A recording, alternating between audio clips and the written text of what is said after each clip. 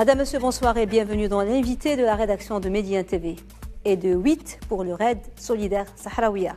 Cette année, une centaine de participantes venues des 4 coins du monde prennent part à ce raid pas comme les autres qui se tiendra du 26 au 5 mars et qui réunit chaque année l'espace d'une semaine autour de la magnifique baie de Dakhla des femmes de différents horizons, âges et classes sociales, amazones des temps modernes.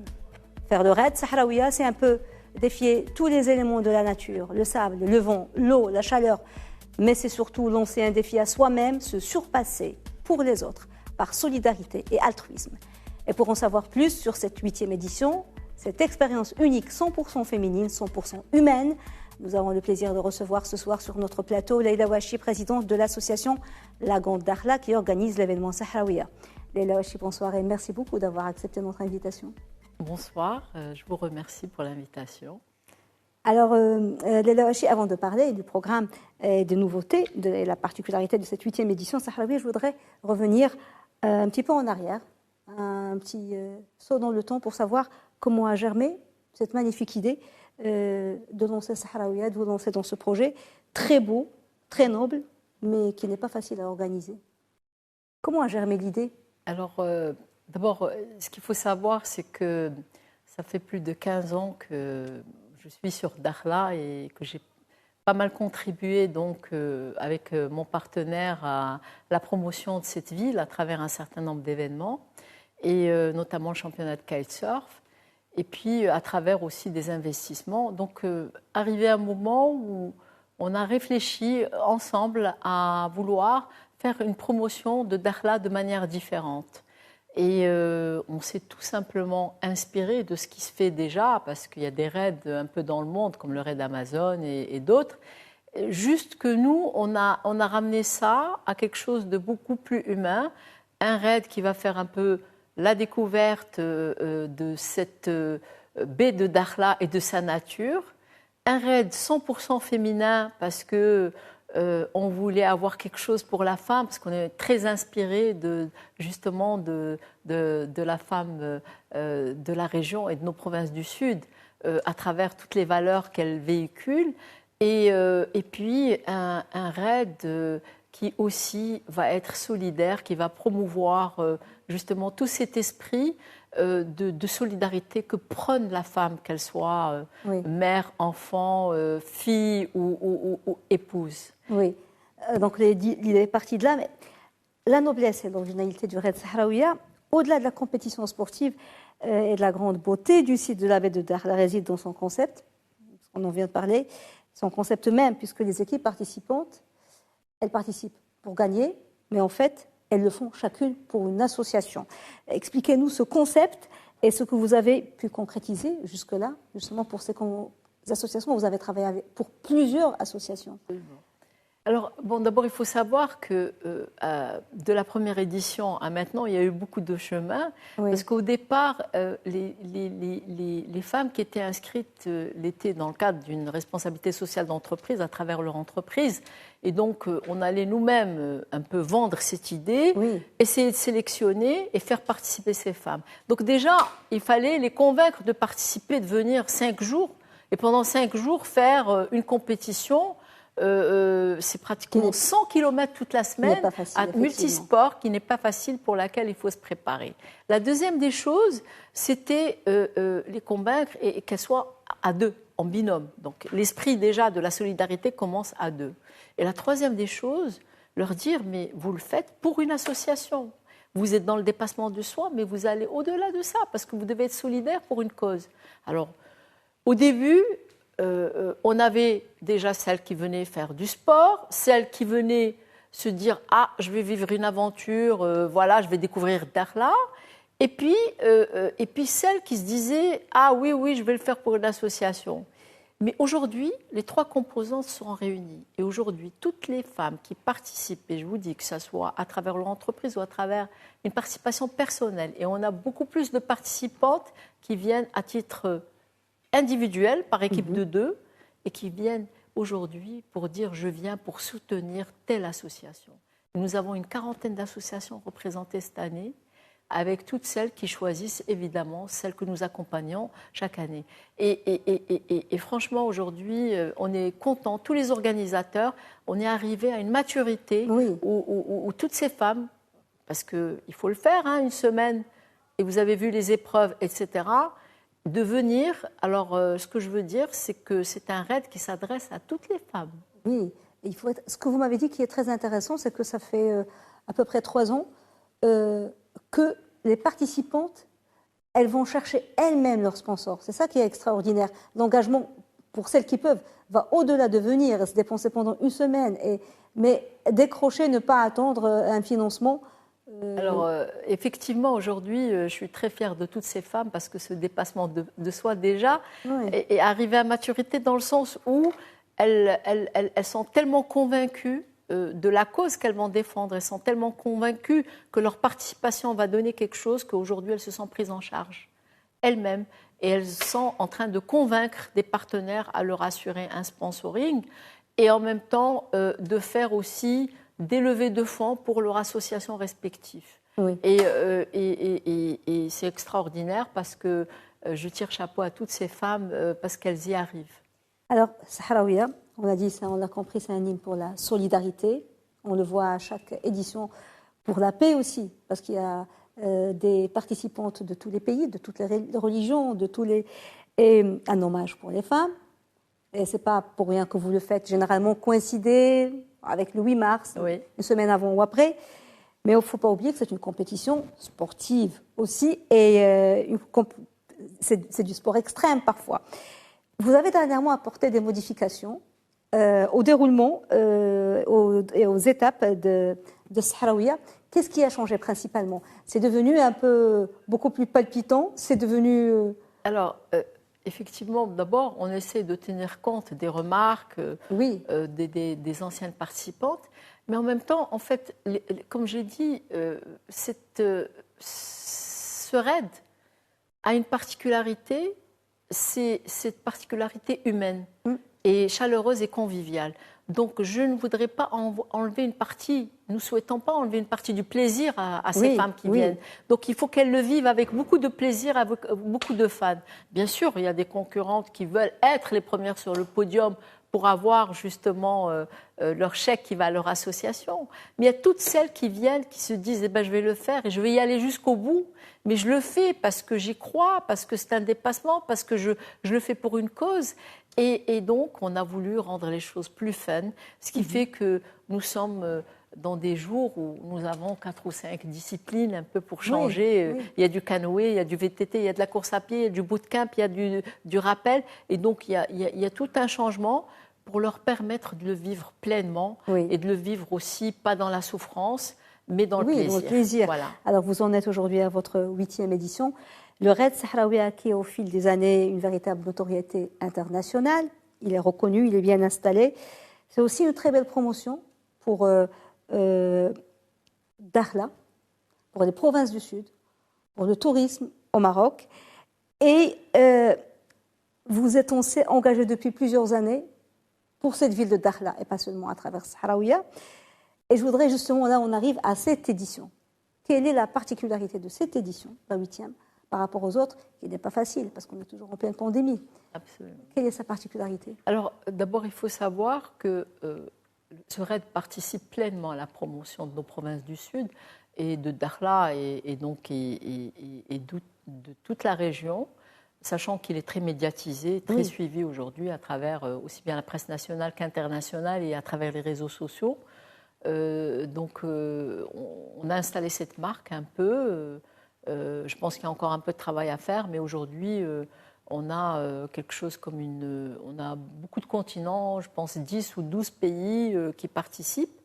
Et comme je l'ai dit, la particularité de cette année, malgré le fait que de la Covid et de la pandémie, on a déjà fait l'année dernière, en plein Covid, il n'y avait pas encore le vaccin ni rien, et on a réussi à faire une édition de Sahraouia qui est passée juste, mais qui était réussie. Et bien, malgré tout ça, ça n'a pas empêché les gens de s'inscrire, de se préparer, de continuer à y croire jusqu'au bout et de se dire est-ce qu'il va avoir lieu ou pas. Et nous, donc avec l'ouverture des frontières, on était soulagés parce que malgré tout, il nous restait que quelques jours, vraiment 2 semaines pour tout préparer. Et ce qui est extraordinaire, c'est que voilà, nous avons une équipe qui vient d'Israël, une équipe qui vient, elle est hispano-colombienne, une équipe de Madagascar, des équipes qui viennent de Cameroun, voilà, un peu partout, d'Europe. Et malgré ça, et ben, voilà, ça prouve que Sahraouia, on y croit, et le concept, il est installé. Et j'ai eu des demandes jusqu'à cette semaine. On a dû boucler parce qu'il faut quand même préparer. Il y a tout un programme d'avant Sahraouia, de toute la partie même, je veux dire, sécurité, hébergement aérien aussi, parce que tout ça, il faut qu'on le prépare et que ça soit finalisé au moins une semaine avant pour qu'on soit prêt à accueillir toutes ces femmes qui vont se retrouver, d'ailleurs, le samedi, tous à l'aéroport, toutes, et arriver en même temps le samedi 26 février. Donc, je suis contente parce qu'il y a une promotion qui est faite aussi dans les autres pays, parce que ces femmes qui sont soit qui sont inscrites, soit qui sont invitées à travers des partenaires à nous, et ben ces femmes font la promotion de Sahraouia. Oui, elles ont déjà démarré, à la relais. fois au niveau de leurs médias respectifs et au niveau des réseaux sociaux. Et donc, il y a déjà une grande promotion sur Dakhla, sur cette aventure qui a déjà démarré depuis 2 semaines. Ben justement, j'ai vu qu'il y a des participantes prestigieuses. Il y a du monde des médias, des people cette année, et qui deviennent effectivement des ambassadrices, des relais, qui parlent de l'événement, qui parlent de Dakhla, qui parlent du Maroc. Et c'est ça le plus important. Quelles sont pour cette édition, si on peut dire, les têtes d'affiche, même si toutes les participantes sont têtes d'affiche? Pour moi, elles méritent toutes d'être des têtes d'affiche parce qu'elles ont toutes participé aussi, je veux dire, à contribuer un peu à la promotion de ce raid. Mais effectivement, chaque année, nous essayons de choisir aussi des femmes qui sont connues. Aujourd'hui, on a Flora Pacrel qui est franco-béninoise et c'est le fait qu'elle soit de mixte de nationalité et qui accompagne une association qui est au Bénin. Et donc, Flora, qui était une Miss France, mais en même temps, elle est journaliste, elle fait des documentaires aujourd'hui. Et puis, nous avons Sera, nous avons Justine Husto, qui est une grande exploratrice, qui est une femme qui fait dans les sports extrêmes, qui est une grande influenceuse et elle a un grand réseau. Nous avons cette équipe israélienne, dont l'une est une grande cavalière qui est dans la télé-réalité là-bas, qui est très connue. Et donc, là, ils ont déjà commencé à... Et puis, nous avons également des Marocaines aussi influenceuses de chez nous qui vont participer. Et donc, tout ça, entre journalistes, influenceuses, femmes connues. Et puis, il faut savoir que nous avons des partenaires qui sont à l'international et qui ont ramené des équipes du monde et qui font une grosse communication sur Dakhla et sur Sahraouia à travers tous les réseaux des pays où ils sont représentés. Et donc, aujourd'hui, on peut dire que c'est une communication à 360 et en même temps une communication sur la solidarité, mais aussi sur la beauté de Dakhla. Et voilà. Alors, Sahraouia a ses marraines, de grandes dames, elles sont toutes des grandes dames, auxquelles vous voulez rendre hommage. Il y a parmi elles une dame qui vous accompagne depuis le début de Sahraouia et à qui vous avez envie de rendre un hommage particulier. Alors, je vais parler de Madame China. En fait, Aïcha China, c'est mon mentor. C'est une femme, moi, que je connais depuis des années, mais que j'ai beaucoup côtoyée, qu'une femme extraordinaire, qui a énormément fait, comme vous le savez, pour l'enfant, surtout, de monoparental, et puis d'avoir pu avoir accès à l'école, enfin tout ça, mais qui continue à se battre pour ces mères célibataires, les mères-filles.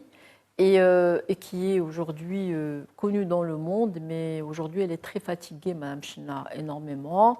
Et elle continue, hein, elle continue à se battre parce que juste, je l'ai eu au téléphone aujourd'hui même et elle m'a dit ben, je peux venir en chaise roulante si je me sens mieux.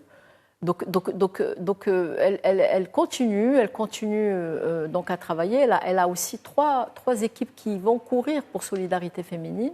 Mais au-delà de ça, c'est tout le message qu'elle fait chaque année et vraiment qu'elle fait passer à toutes ces femmes en disant que voilà, vous êtes dans le dépassement de soi, mais vous l'êtes tous les jours en tant que femme. Vous êtes tous les jours dans le dépassement de soi.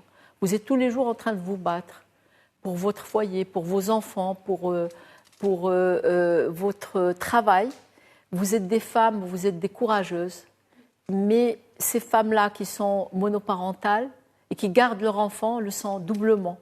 Parce que finalement, elles se retrouvent seules avec un enfant, même si elle en fait, il a été fait à deux. Et donc elle leur dit, moi je fais le parallélisme entre cet esprit de Sahraouia et de solidarité et ces femmes que j'ai au niveau de Solidarité Féminine. Et donc c'est des messages très forts qu'elle fait passer, de sensibilisation aussi. De sensibilisation par rapport aux jeunes filles, par rapport aux jeunes ouvrières, par rapport aussi à notre société, aux mères aussi, de pouvoir comprendre, parce que des accidents sont vite arrivés. Et donc Madame China, aujourd'hui, chaque fois qu'elle était venue à la Sahraouia, tous les médias, toutes les femmes qui sont venues de l'étranger et tout ça, sont toujours en contact avec elle, essayent toujours de faire des actions. Et aujourd'hui, on continue avec elle toute l'année à l'aider, parce que bon, d'abord, elle est toujours présidente de son association, mais elle a besoin d'aide. Et on va lui rendre hommage. Et au-delà de l'hommage, on espère annoncer des choses par rapport à quelque chose qui va rester un peu dans les annales et dans l'histoire de Mme China, de pouvoir faire soit un livre sur elle, soit un documentaire. Et c'est un des objectifs aussi, un peu de cet hommage que souhaite lui rendre. Une grande dame, elle le mérite amplement. Il y a d'autres marraines. Alors d'autres associations qui militent aussi depuis des années. Nous avons Madame Latifa Chérif, qui est présidente du Ruban Rose, et avec elle, elle est arrivée la première année. Elle n'était pas marraine les premières années parce qu'elle venait avec des femmes qui étaient en rémission du cancer de sein qui participaient à Sahraouia. Et on a eu ça. Bon, cette année, malheureusement, on n'en a pas parce qu'il y en a beaucoup qui sont, à cause de la Covid et tout ça, elles préfèrent éviter. Mais avec l'ATEFA, ce que nous menons, pour chaque Sahraouia, nous menons d'abord des actions de sensibilisation. Nous menons à travers aussi toute l'année, on était à Gadir, à Tarazout, on a travaillé avec beaucoup de femmes des coopératives, donc pour les sensibiliser, pour leur faire comprendre c'est quoi une palpation, pour leur dire ce qu'il faut faire à un certain âge. Et puis, nous accompagnons aussi Solidarité Féminine, le Ruban Rose, qui lui aussi est représenté par beaucoup de femmes qui viennent pour le Ruban Rose. Et en général, toutes ces associations repartent avec une dotation assez importante qui leur permet aussi de régler un certain nombre de choses et d'actions au niveau de leur association. Oui. Alors cette année, logiquement, on a donc l'association de Flora Pacrel, mais nous sommes allés encore plus loin parce qu'on voulait quand même marquer une action par rapport à l'Afrique et puis à nos représentants africains subsahariens qui sont présents à Dakhla.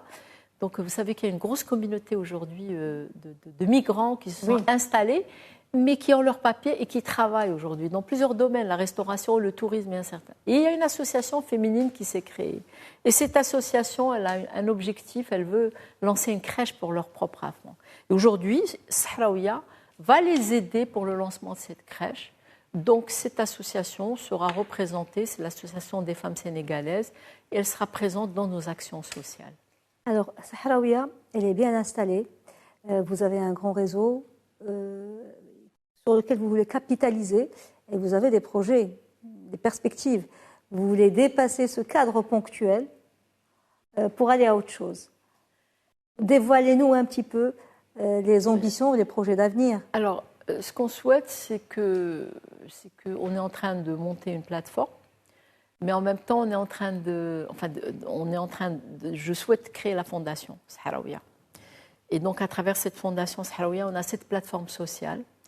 Et en fait, cette plateforme, il faut qu'elle soit mise en place, je veux dire, de manière aussi virtuelle et aussi qu'elle soit... parce que ça va être des levées de fonds, il nous faut une autorisation du SGG, etc. D'ailleurs, pour revenir à ça, on fait des levées de fonds, mais on est autorisé toujours, souvent, par le secrétariat général du gouvernement pour faire des opérations de crowdfunding. Et cette levée de fonds, cette plateforme va permettre de mettre en réseautage nos partenaires et les associations. Et on va identifier, d'ailleurs, aujourd'hui, je ne sais pas si je devais compter le nombre d'associations, je pense qu'on est à 400 associations identifiées et qui sont 400 associations qui sont toutes sérieuses et qui sont par rapport beaucoup à l'enfant et à la mère, à la santé, mais aussi nous avons des associations qui concernent l'environnement, parce que de toutes les manières, tout ce qui est lutte contre... par rapport à la préservation de notre environnement, c'est important.